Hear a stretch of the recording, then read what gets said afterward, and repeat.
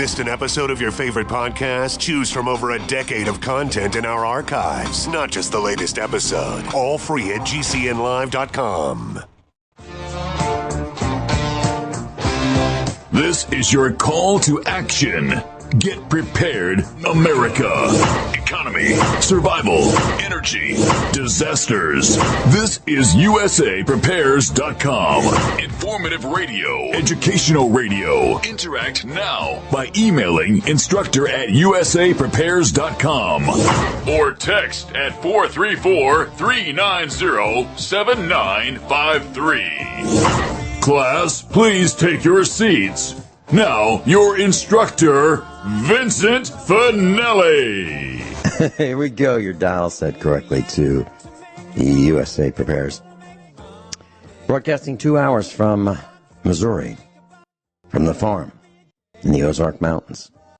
If you'd like to give us a call, 866-582-9933, 866-582-9933. Telephone listen line, it's up and running, 605-477-3249. Nathan is engineering the broadcast in Minnesota. Thank you, Nathan. Doc Ram's with us, Dr. Richard Allen Miller, DocRam.com. Welcome, Rick. Good morning, Vincent. I just sent Sandy a link to a new video that Matt Stein and I have just created. This is an intro. It's part 2 of the Sustainable Lifeboat Survival videos that Matt and I did. And you're welcome to post it high and low. I'd like people to know that there are now 16 hours of lecture from Matt and I talking about what kinds of generators, other things that we used to do for you. And we've made a video. That sounds wonderful. Okay. I'll post the links if that's what you'd like me to do. I'd be glad to do that. Yeah, Terry will be the webmaster. I don't know exactly. We have our own YouTube channel now. I have a question before we get into what you wanted to discuss. What is, in your mind, net neutrality? What does that mean? What is that about? What does that encompass fully? Internet neutrality. They talk about, that we're neutral and you can't do this and you can't do that. Well, what does that mean literally? Does that mean that certain countries can cut people off where other countries can't? Does that mean there's some kind of protocols or etiquettes that must be observed? Well, what does that mean? Rick, here's my understanding is that that the internet providers, the service providers, are to provide internet equally. They can't discriminate. They can't charge different amounts by users or their platform or their application or their websites or their content. So they can't throttle up, throttle down based on what you have on your website, what you're trying to say, the information that you're trying to get out. Now is that ended and there's no longer net neutrality, or is that still in place? All right. Well, 3 days ago, there was an article. I'll tell you what it says. It says net neutrality is really officially dead. This is as of 3 days ago, cnet.com. It says there are no more procedural delays on the FCC's decision. The rules have been rolled back. Here's everything you need to know now. All right. So it says that the Obama-era net neutrality rules passed in 2015 are defunct. This time it's for real. Though some minor elements of the proposed Republican-led FCC rollback, those net neutrality rules went into effect. Rollback of the net neutrality rules went into effect last month. All right, so let me continue. The reason I'm asking, and there are reasons, there's a whole series of them while you're, is that I'm noticing that, for example, Comcast is a military provider. It is used by civilians, but it's primarily a military provider. And Earthlink, for example, will not allow me to talk to my sister or Joey. Mm-hmm. They block everything. Okay. I can get things from Earthlink, but I can't send to Earthlink. Well, it seems to me that USA Prepares is having a difficult time getting out. We used to have a lot more traffic as reported by YouTube and others. And, traffic has been dwindling. And it's either because people are becoming really, really lazy and it's too hard to think, and so they don't want to participate in the things that we teach, or we are being moved to the back of the back 40 where he can't find us. So it's in terms of search engines.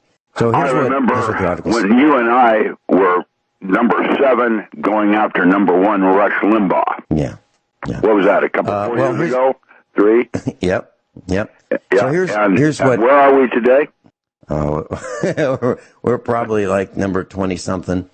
How's that work, so here's Vincent, when I know, because of the feedback I'm getting from individuals across the country, that my demographics is growing, and yet my actual book sales are down 100, almost to 700%.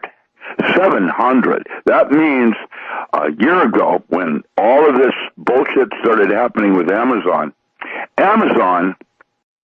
their argument to me at the corporate level, at the highest name, I'll name the guy, said, I don't believe you because one of your so-called pirated ISBNs is at the Seattle Public Library. And I responded back, but he didn't get it, as, yeah, I placed that, and it was not a wrong ISBN. What is your source of information? Amazon is lying at the very highest levels to people like me. And now I'm going to find some bikers. I've had enough. I've got nickel bags, you betcha. And I'm going to go after them on a physical level. Richie Brothers was my frat brother when I was at Washington State University and became the number 1 criminal lawyer out of Seattle, out of Pioneer Square. He's retired. Richie is gunslinger number 1.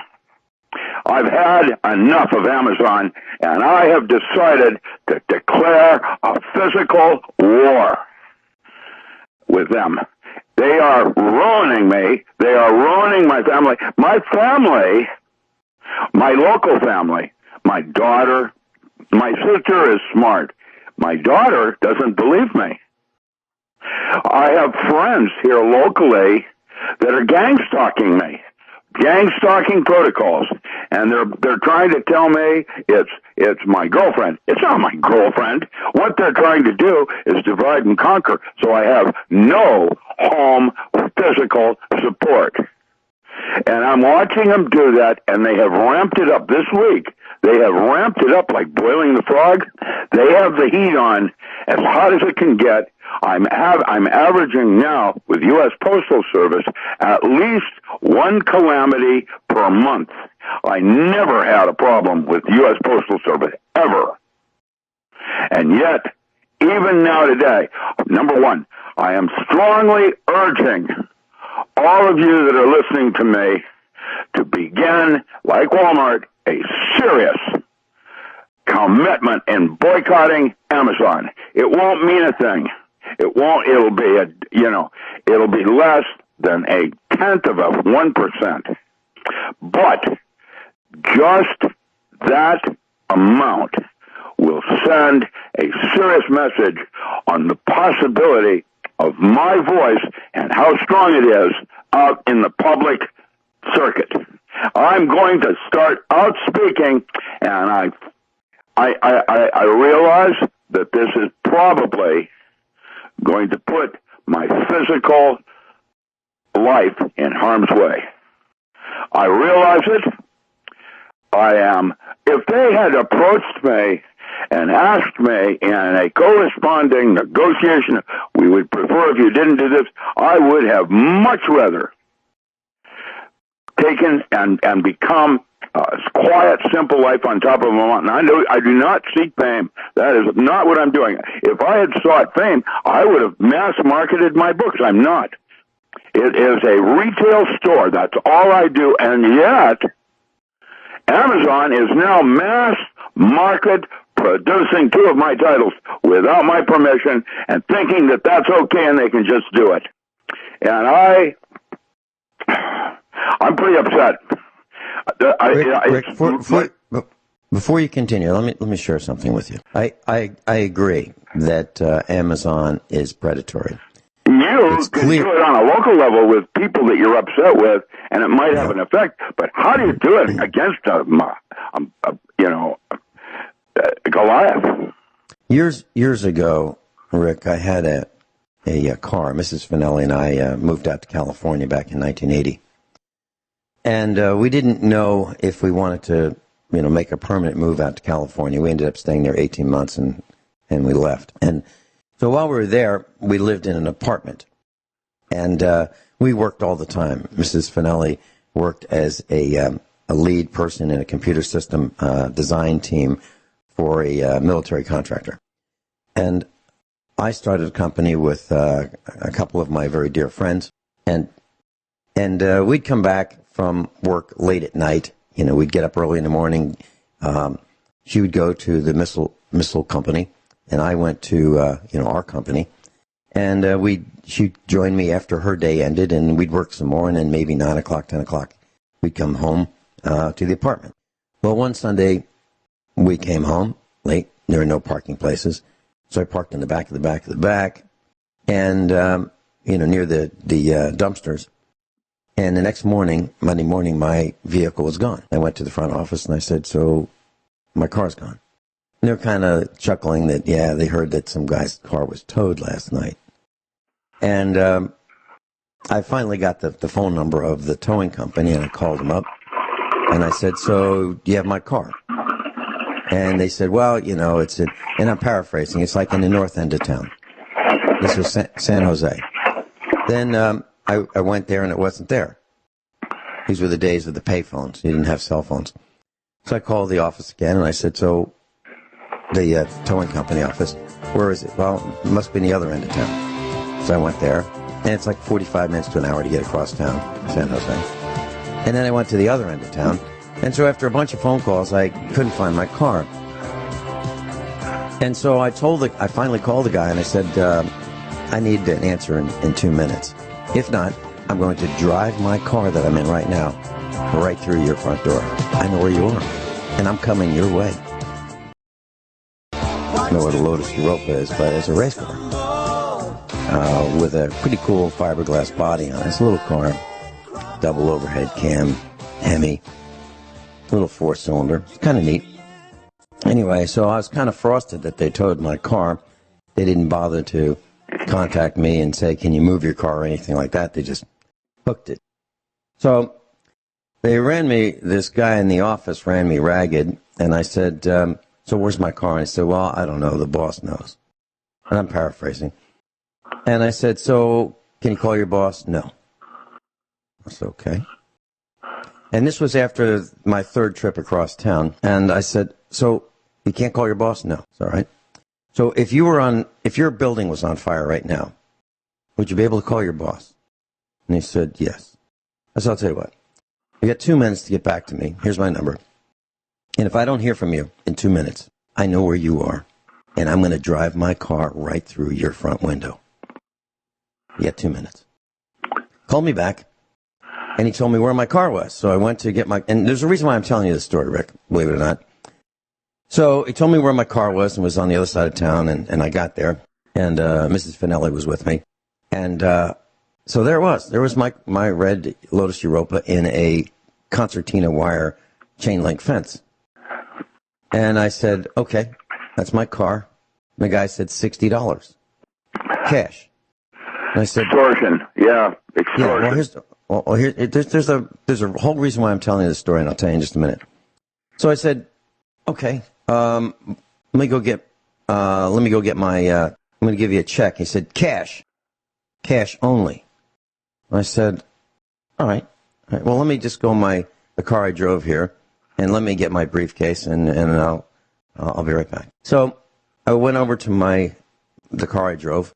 I walked over, and Mrs. Finelli stayed with the guy. I walked back, and I had my briefcase with me, my 2-inch leather briefcase, kind of thing that you'd carry back then. And I put it down on the on the hood of a vehicle where we were standing. I opened it up, and there was my Browning semi-automatic pistol. That's the first thing you see when you open my briefcase. And he looks at that. I looked at him, and if anyone was going to grab that gun, it was going to be me. And I said, who do you want me to make the check out to? And he told me. And I got my car. Now, I didn't brandish. I didn't threaten to shoot him. I just needed to get my checkbook. And it happened to be in the same briefcase as my semi-automatic pistol. And it was a pretty menacing-looking pistol. And he seemed to think that the best thing to do would be to let me have my car. Now, why am I telling you this story? There really is a reason. There's a guy who's been on the air with us. His name is Gerald Celente. And he has a quote. Gerald Celente is the author of the Trends Journal.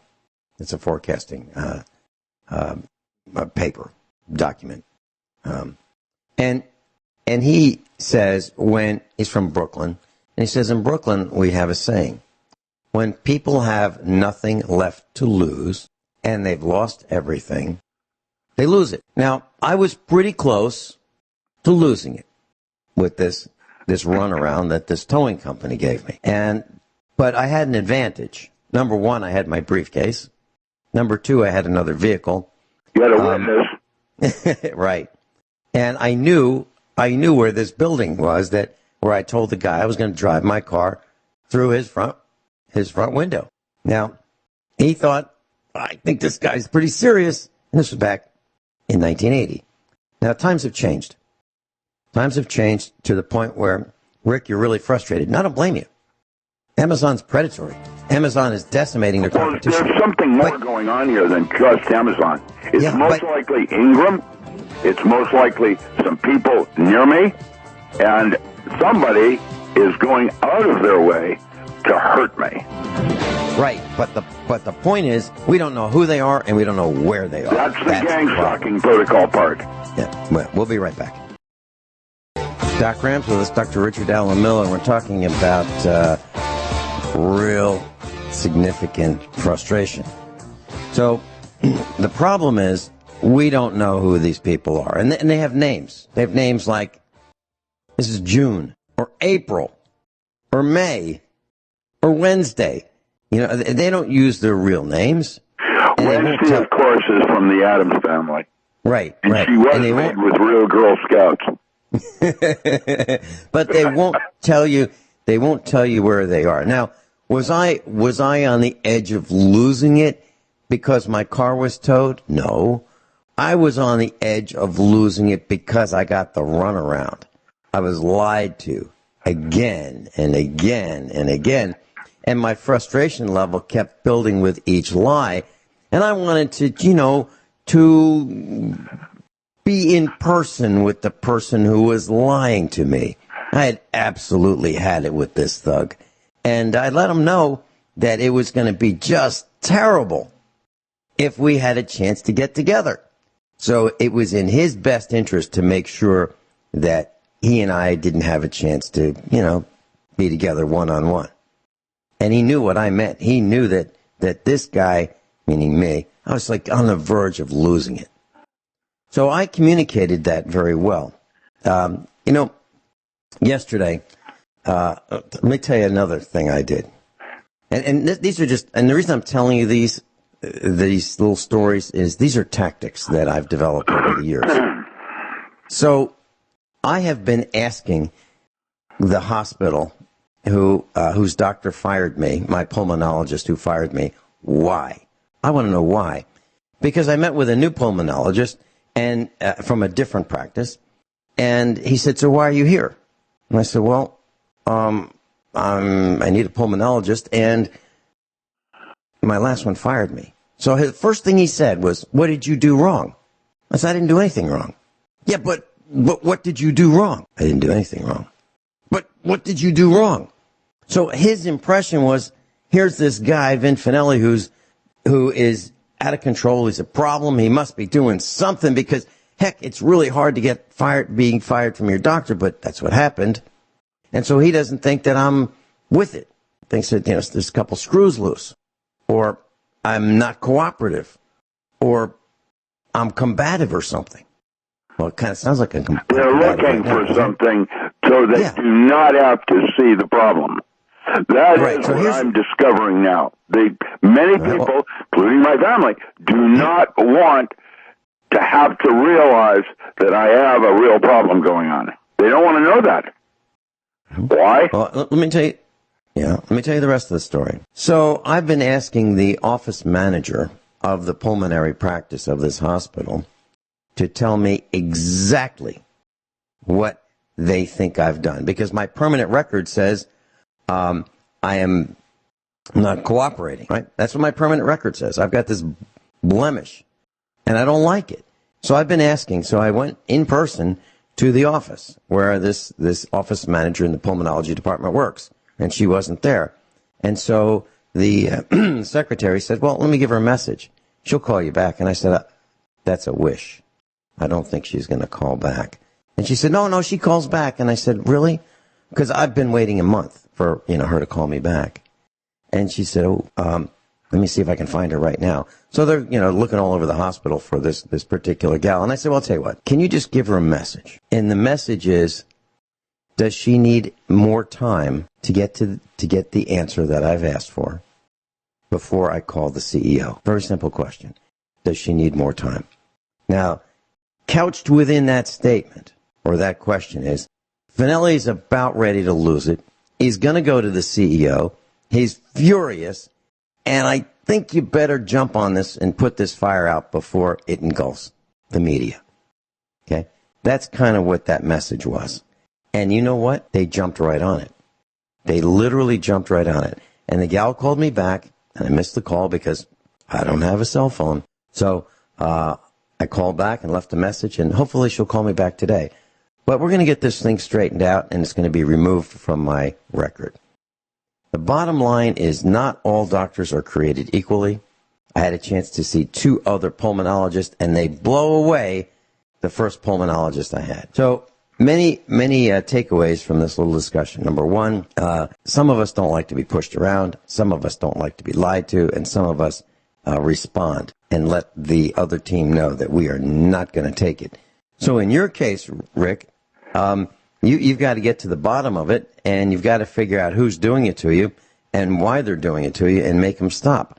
I've had people who have lied about me and lied about our business and said that, hey, if you buy computers from Finelli, when we were in the computer manufacturing business, they said, he's in the mob, right? Finelli's in the mob. And they don't, the reason their computers cost less is because they have stolen parts in them. Yeah. So one of our competitors was going around to our big customers and saying that, you're going to make it on the news because Finelli's computers are illegal. They're made with stolen parts. That's how he's able to do it. They didn't say, we can't compete with this guy because he has a lower cost of production, because he does all the work himself. His whole family does it. Nobody gets paid, and they don't have, the same costs that we have, and they're able to beat us at every bid opening. They hated us. They hated us because we could sell computers for 33% less than everybody else. Everybody else. There's something else going on, because it's involving now my direct family, and I'm going to change my will. I'm getting to the point where I'm fairly upset. Never dreamed I would be in this kind of a situation. Never dreamed of it, and here I am at the end of days. And what I'm going to do first is I'm going to hire a bunch of bikers to just sit out in front in Seattle, in front of Amazon, looking greasy. Huh? That's how I get their attention. Hang out.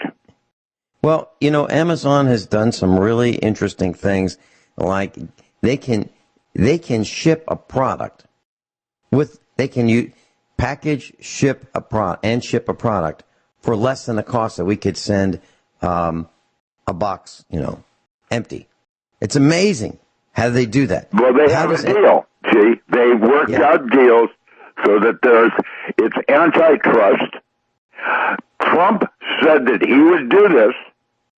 I wrote my letter to Donald Trump. I did. I have not heard back from him as a vet, and I need help.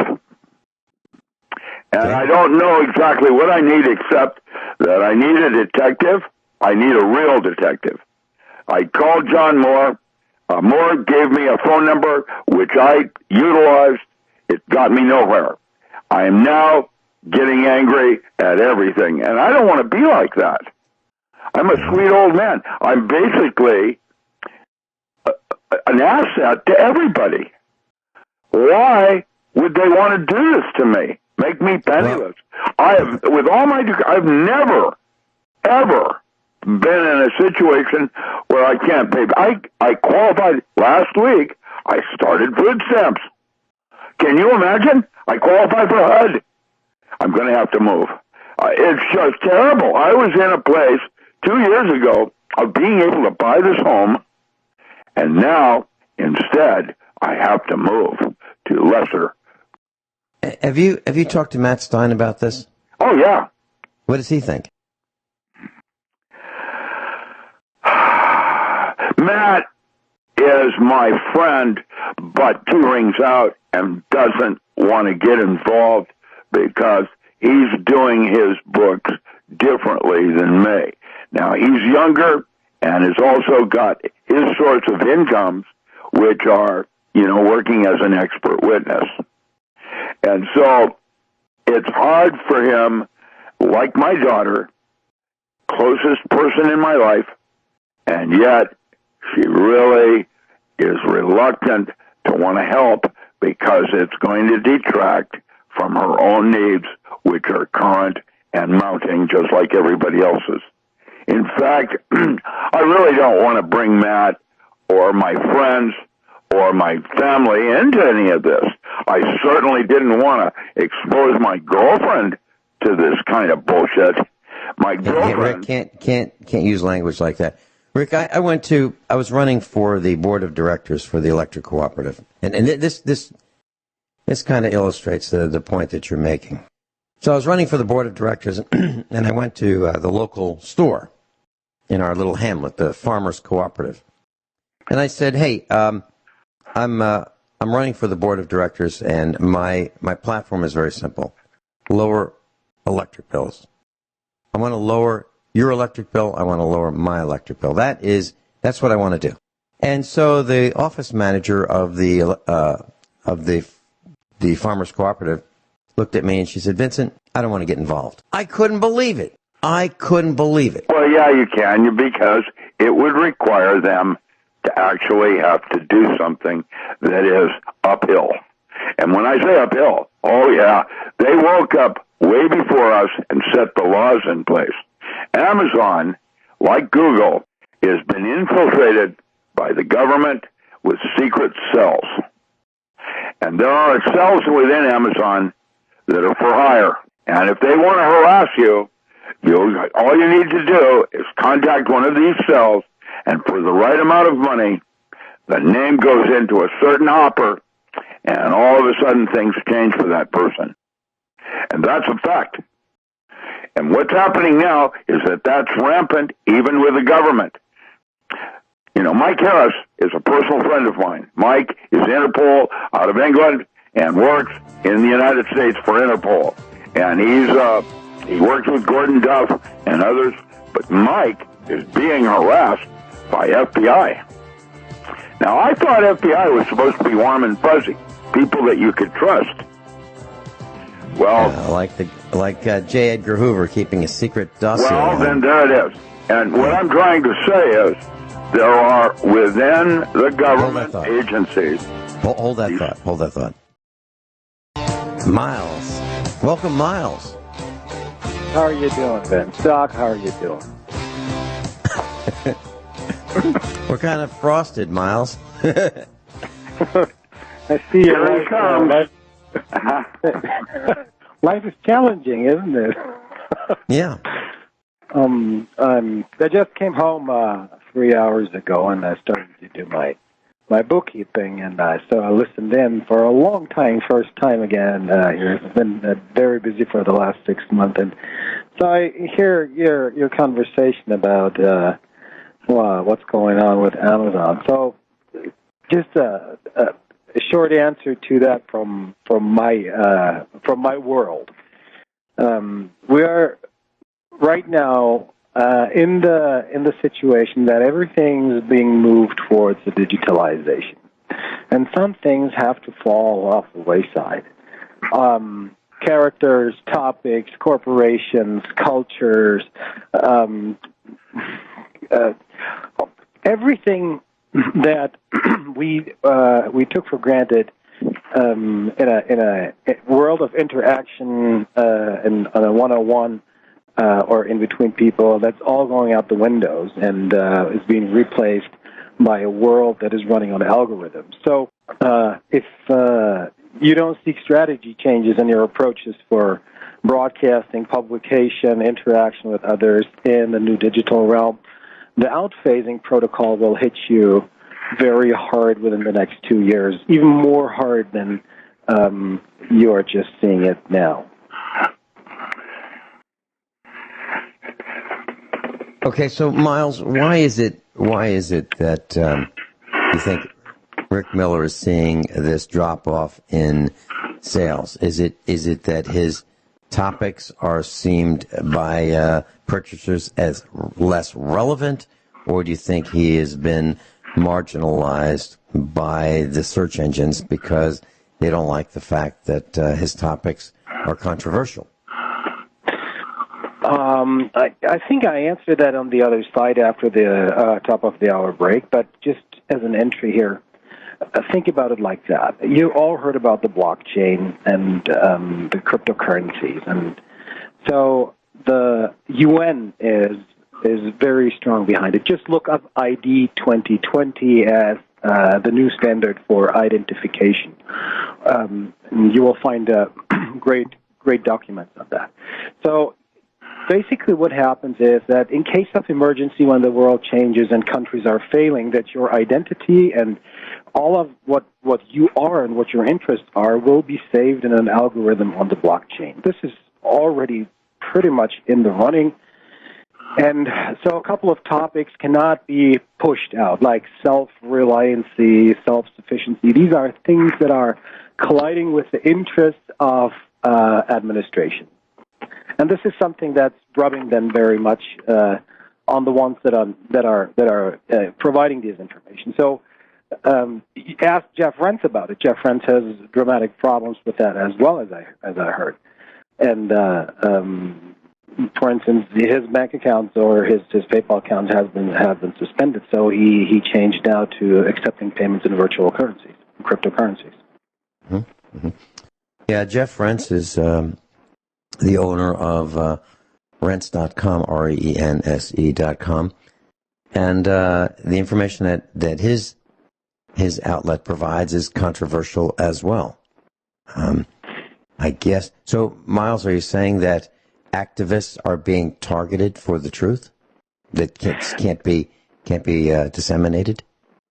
Well, you can be active, but the approach to it need to be framed a little different in the future. Otherwise, it will simply not be allowed to be there.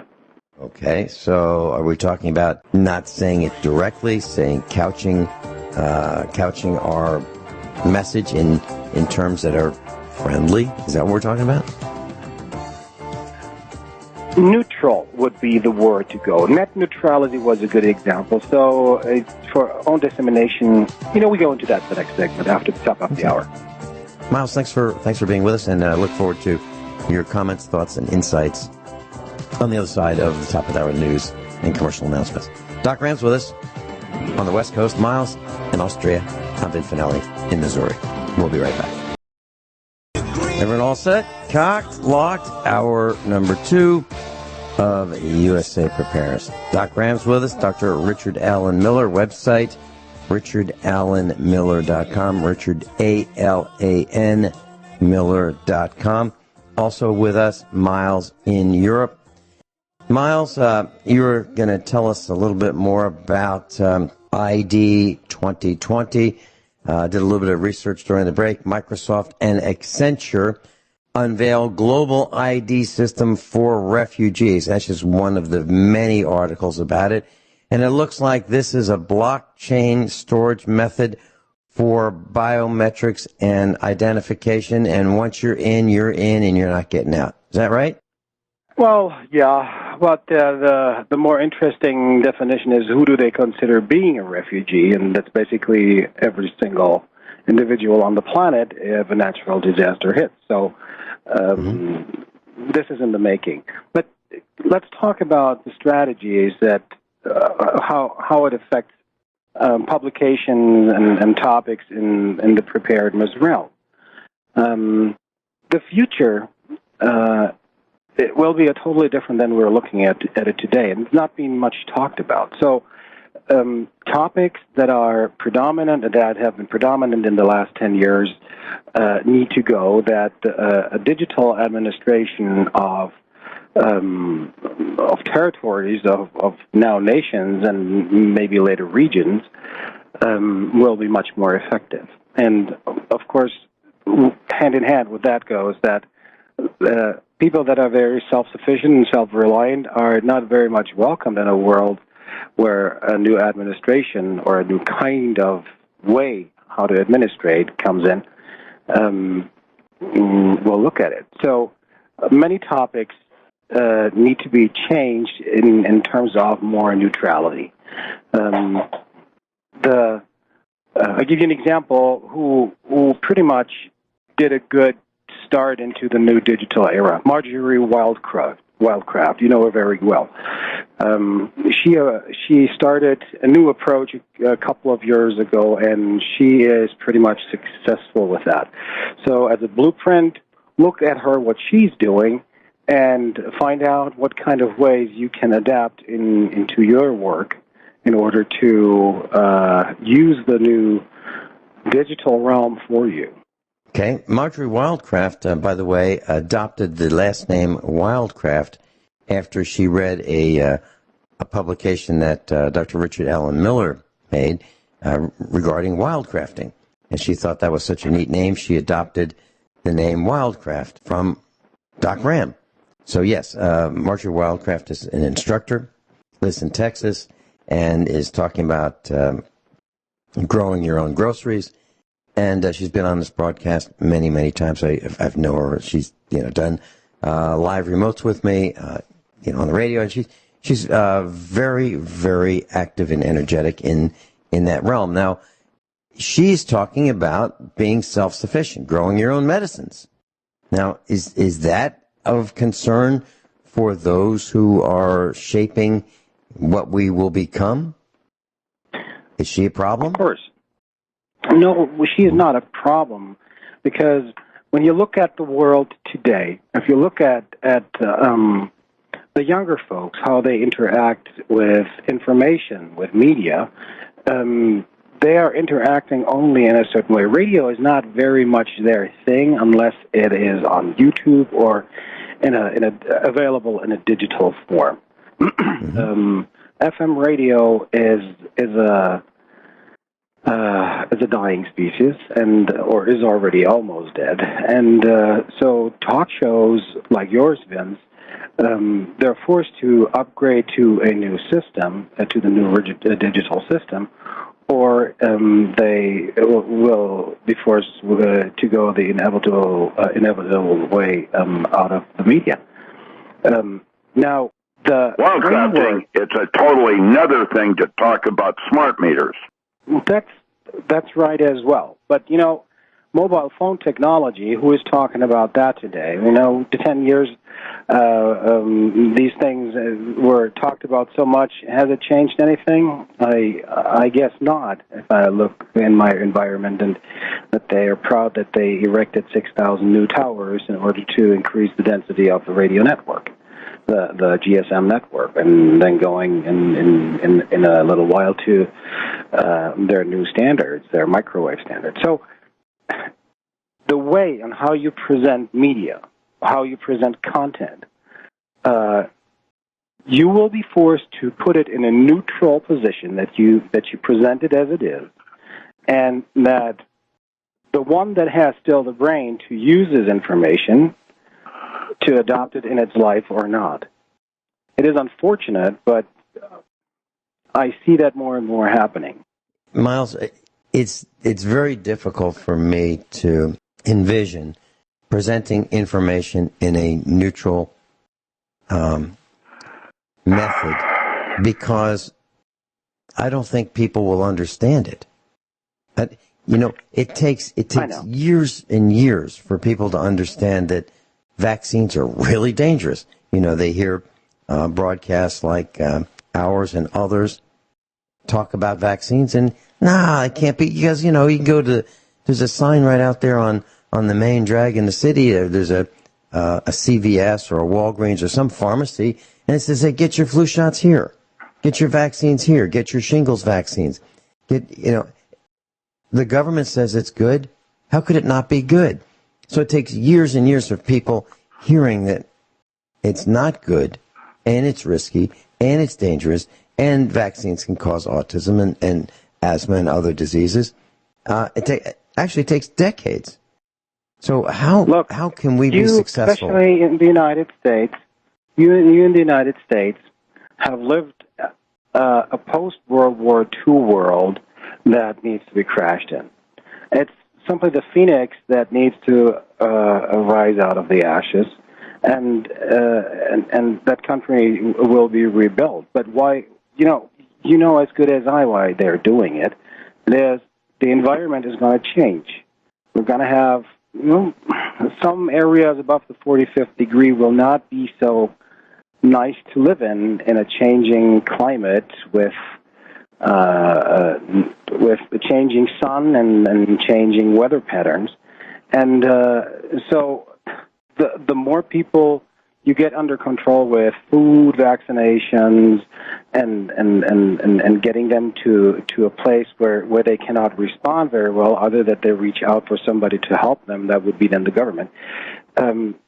It's just an inevitable way. But for you, how do you work around in that new world if you still have things that other want to know, that are capable and able of using the knowledge that you present? And you need to drastically change your approaches if you want to be a part of that future. Rick, do you have a comment? No, I'm lost. I'm completely thought I was doing the right thing. I still do. And yet, it's shooting myself in the foot. What I should probably do is stop writing and go up on top of a mountain and set up my own quiet little way of exiting. Whoa. Yeah. Whoa. Well, I don't want to be a public figure. I never did. I would like to be low profile. Yes, I would. And yet I'm an asset because of my knowledge base, and everybody wants it. I've started, by the way, a whole series on another farm network of lectures that I'm now going to be offering as classes on alternative agriculture every week. And they're videos. And I just sent you one I'm doing, movies I'm doing with Matt Stein on survival. Now, none of that deals with smart meters or government or politics, which I'm basically not very knowledgeable in. Anyway, I'm a nerd. And what I'm doing is my dream and love, my passion, was writing. That's gone. I have 40 manuscripts right now ready for press. Anybody wants to get their name in that book and a 10% return of their money on their first sales, I need $5,000 per title. And I'm open for business. And I will get those manuscripts out, and then I'm going to start writing so fast nobody can keep up with me. That's my solution. There are artists and writers that are publishing their intellectual property and their products on the blockchain. They're offering licensing on the blockchain. That's the new system where you will be able to publish them. Well, Russell Renge is my Navy handler, tech support up in Illinois, and he's into blockchain just like David Morgan. And I need some help, and what I want to do is write. And if there's anybody that wants to help make that happen, you can get a 10% return. And every single thing I've written has sold more than 50,000 copies, which means that they are I'm a good investment. And I need some help right now, and I don't have a clue yet what to do. I'm doing ebooks for Europe so that I don't have to use the U.S. Postal Service and the expenses of landing my products over there in Europe, whereas Amazon prints on demand in each state or country. I can't compete with them in that regard. Doc, Dick Allgeier, the remote viewer? Yes. Okay, he started a new project. It's called Crypto View, and you can find it on YouTube. And he's doing his homework and what blockchain is and how it will change his life and what that all is. He's a good source to start with getting your homework done. Send me an email, please. Let's do this. Oh, okay. We'll Make continue this. Make a note. We'll continue this when we come back after the break. Doc Ram, Miles are with us. Doc Ram's with us. Miles is with us. Miles, you mentioned Dick Allgeier, and let me spell that for you. Algyre. And you mentioned that he's doing some work with remote viewing and cryptos. Please continue. He basically is mixing remote viewing and his homework for the coming world, how it's going to look in the future. So he's 64, 65 years old, and so he's learning about the new world, how it will look in a digital way. What kind of changes will be there, and what are approaches for him, or how he looks at that. And he has this nice sarcasm with it. So he found a way on how to report on these things from a neutral way and just apply it to his life, what kind of changes it means for him. This just as a sign. But for you guys, when you are going to publish, you will need digital rights management, and everything will run basically on digital smart contracts, from publishing to electronic delivery. And the interesting part of that is it's not only that we get a digital identity from the UN. Everybody is already now with the metadata monitored since the last 5 years, where all internet companies collect metadata on you. Now, in a digital world, that will look more different. It will look the way that whatever kind of topic you will watch on YouTube that is like an educational topic, it will feed into a database that will then say you had a training or a teaching on this or that, or these are the topics that you are better than 97% of others, and this will be available to look at in an anonymous way on the blockchain. So this is why all the old media, like reading books and listening to radio, they cannot be phased into this measuring algorithm as well as digital behavior.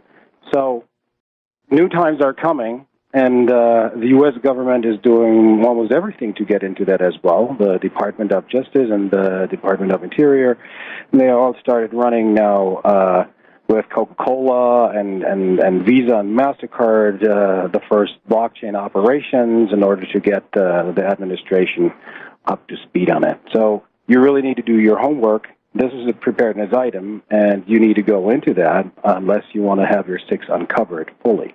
Miles, I'm trying to read between the lines here, and I believe what I heard you not say was that anyone who is in the alternative media who is not neutral in delivery of information will be stomped on and put out. How about that? I give you an example of what the European Data Safety Guidelines now mean. If you report about somebody in the European Union, you have 1 month time as a media outlet to inform them that you're reporting about them. If you do that as a private blogger, whatever, you need to ask permission to publish this data, and if you publish it without permission, the fines are up to 20 million euros for the private ones, and the corporates have to pay up to 4% of their annual revenue. Nobody's going to say anything about anyone or anything under those regulations because no one wants to make a mistake. And these regulations apply to the U.S. as well. So if you talk to somebody from the European Union, like you and I now, we actually have to exchange a 27-page document on how we use our personal data, how we store it, how we will process it, what kind of programs we use to process it, what kind of data will we process, et cetera, et cetera. And if you agree with that, and that you have to write the forget, and yada-da-da-da. If you don't comply, well, yes, it is. And if you don't comply to that, you will be simply shut down monetarily. 20 million euros is, now we are talking about data safety, not guidelines. These are ordinances that are in play now. Gentlemen, I have to leave you. I have to run. Vince, I try to catch you later. You have a great day. I appreciate Be careful what you're doing, okay? Be safe. Yep.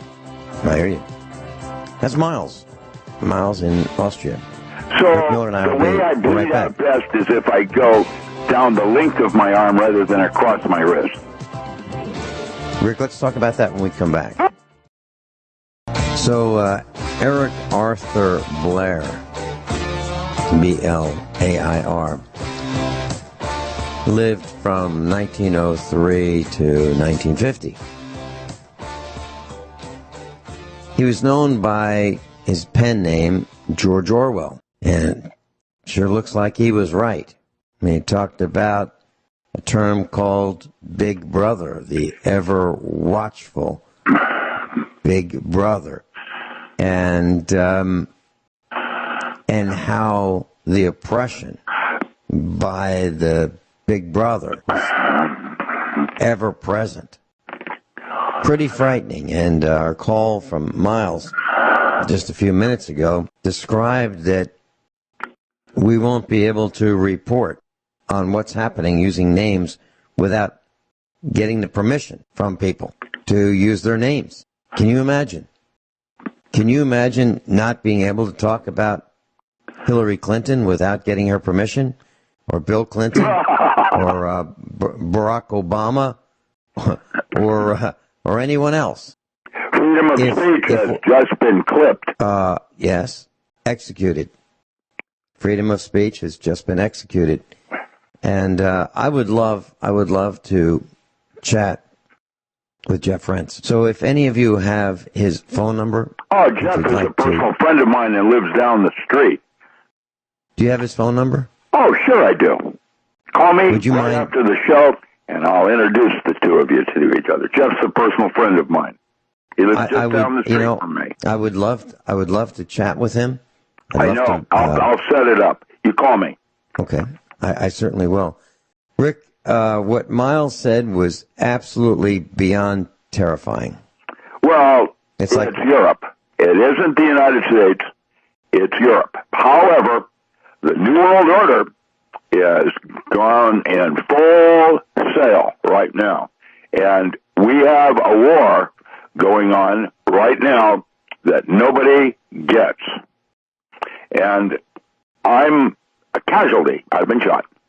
I've been wounded. And I'm trying to tell you guys, here's the way the weapons work. For me, they took me out financially. Now, how they do other people, credibility. That's how they first started with Joyce Riley and your buddy in Utah. They tried to take me out credibility-wise, and people started to listen to hear what I had to say, and all of a sudden it didn't matter because what I was saying rang true in the gut. By the way, that's a new article I'm reading right this minute. Researchers reveal how disrupting gut-brain communications may affect learning and memory. Now, I am beginning to understand things from a systems point of view as a physicist with the soil. And that's what I've been lecturing on as Michael Razia. And I'm going to tell you, there is a new class of foods that are going to enter into our foods and medicines shortly with psychedelic mushrooms and the rest of it, mycelium. There's more going on here, and I am learning how to actually, literally, dialogue with the soil, where there's a discussion going on between me and her, and it's wonderful. I'm onto something. And do you think that I'm going to be allowed to write about that? I've got a comment about that, Rick. Mrs. Finelli and I have started watching a few episodes of something that was on the BBC network, British Broadcasting. And I didn't realize that they considered this reality television, because that's something that's foreign to me. You know, reality television, meaning there's nothing real about it. But here's what this particular series is about. It's called Escape to the Continent. Escape to the Continent is about people who are house hunting. They want to leave behind air pollution. They want to leave behind the noise that city dwellers are surrounded by. They want to escape living in England, and they want to escape to the continent, which would be the destinations that they're talking about would be Germany, France, Spain. And these are people who live in semi-detached homes, row homes, if you will, in England, and they want to go to the countryside. And they keep talking about the same thing. All of them seem to mention, oh, the views are beautiful, the views, the views, the views. And they're transfixed on the views from these little rundown buildings. They're looking at living in converted barns. Now, some of the buildings are absolutely magnificent. But what they're not looking at is, what would it cost to heat this place made out of stone that's not insulated, built in the 1600s, 1700s, 1800s? They are blinded by the views. And that is, you can't eat the views. You can't, for the most part, make a business out of the views. There has to be something more substantial. But the people who are leaving the city, trying to escape to France from England, trying to escape to Italy, trying to buy these broken down farmhouses and live the country life, what I've noticed is they have no idea about how hard the work is. They have no idea that they're moving from a more cultured environment to a less cultured environment. They're moving from a more educated environment to a less educated environment.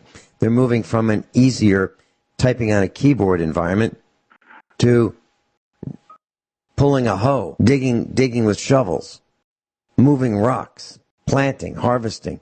I mean, they have no idea how hard this is, but they're transfixed by the views.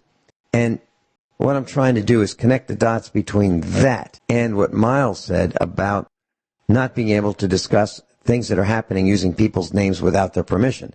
I'm talking about the criminals. I'm talking about the white-collar criminals who are perpetrating farms that in the future we will not be able to mention their names. They will be protected from the media outing them as criminals. So everything's going to be happy, and we're all going to be looking at the views, which to me is nuts. Now, I have wonderful views here at the farm, but I never said, hey, honey, this place has got terrific views. Never said that. Never entered the discussion. It was about tangible things. It was about, what can we raise on this farm? How can we make it work? How is it viable? Is it something that we can manage? You know, I used a story this week on a radio show where I talked about this homeless man that was in the streets of L.A. on a median between traffic going north and south and east and west. And he was in the center of it, begging. And one day, he brought in some dirt. And he put a small garden in the middle of traffic in this little place in Los Angeles and started growing tomatoes. And what he did next was he started selling, rather than begging, he started selling his tomatoes in the middle of the street of L.A. And L.A. proper, the city government, approved his farm. He was a vet. And all of a sudden, instead of begging, he was bartering tomatoes for his livelihood. And now everybody, they call that gangsta urban farming. And that man is able now to support himself like you do when you have a sidewalk, your median between you and the car and the street. And that median is growing grass and has shrubbery to make it look nice and green. But that's a French garden because you can't eat the grass, and ultimately the grass is going to kill the soil. From mycorrhiza's point of view, where it's essentially dead hardpan. That's what grass does. French gardening. Now, you might be able to play croquet on that median between you and the street, but that piece of soil could be put back up in a neighborhood to feed the neighborhood. Oh, and guess what? It works. Now, green has many important realities to it in terms of it looks nice. But what looks nice is a habit that takes 3 months to change. And you can change that just as simply as growing a spuds or potatoes on that piece of soil and looking at the green from the potato leaf. Now, that's what they do in Idaho. What are you going to do in Missouri, in the center of town?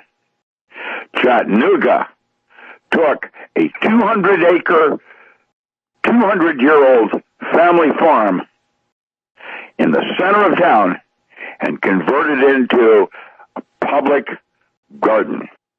That's where the farmers market now meets.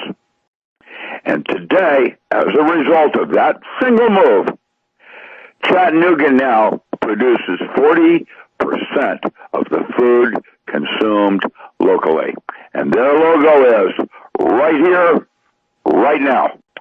And if you all that are listening to me began a little victory garden as a fist in the sky stands with a fist, dancing with wolves, it stops here.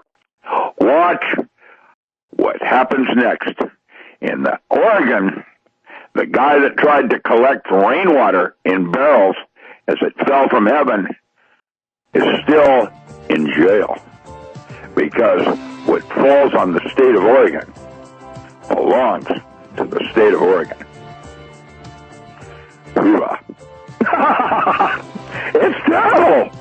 It's terrible what's happening. Locally, regionally, nationally. We come back, I'll tell you what one of my professors said in the 1970s. We'll be right back. Doc Ram's with us, RichardAllenMiller.com, RichardALAN Miller.com.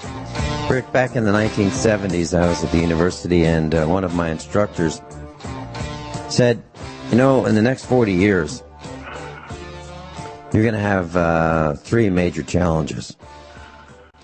One challenge is clean water. We finally got to it. Yeah. Oh, baby, I love you. Oh. Yeah. clean water. The next one was pollution. Trash. We'll call it trash. Clean water, trash, and energy. And he was absolutely right. And my understanding is that the number one killer of people on this planet is not having clean, fresh water.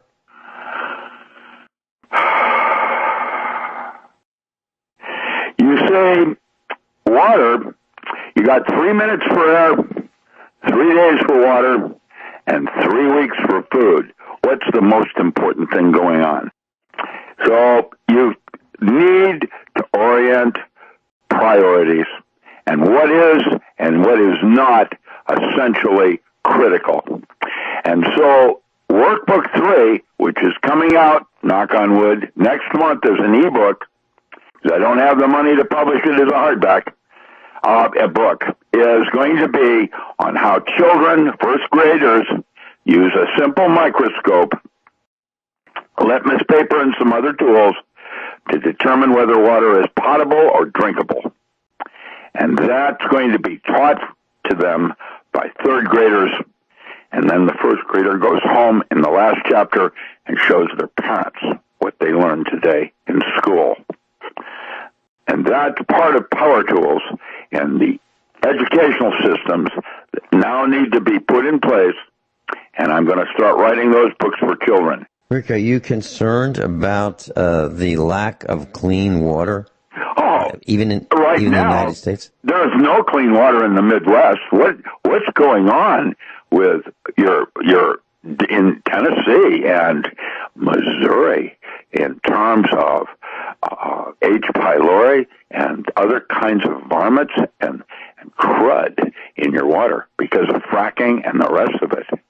You guys are in a world of hurt. And if you don't think that's bad, wait till you see what Indian Point's going to do to New York City and their drinking water. Yeah, and so, Rick, if a person wanted to go to the safest place, and of course, safe from what, right? Safe from everything. I can't figure out where that is. Because Antarctica just lost billions of tons of water just in the last few years melting. And all of that water down there is mostly deuterium. And we're in a worse situation than anybody actually realizes. And yet we're a water planet. Why do you think, with Mars actually having more water than Earth, why Mars was evacuated? That's a very good question to contemplate.